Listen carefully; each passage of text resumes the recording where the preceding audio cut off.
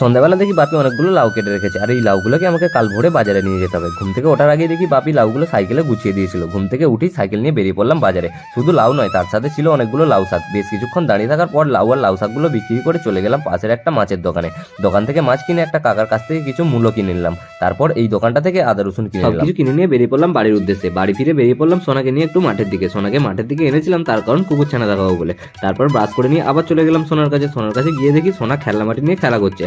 তারপর বাড়ি ফিরে দেখি মা তো আলু সিদ্ধ করে রেখেছিল, তাই আলু সিদ্ধ দিয়ে মুড়ি খেয়ে নিলাম। কিছুক্ষণ পরে চলে গেলাম ভাইয়ের র্যাকেটগুলো নিয়ে র্যাকেট খেলতে খেলতে তো শরীর গরম হয়ে গেছিল, তাই ভাবলাম স্নানটা করে নিই। জলে নেমে দেখি জল তো প্রচুর ঠান্ডা, তাই আগে থেকেই জলের মধ্যে অনেকগুলো খড় দিয়ে আগুন ধরিয়ে পুকুরের জলটাকে গরম করার চেষ্টা করছিলাম।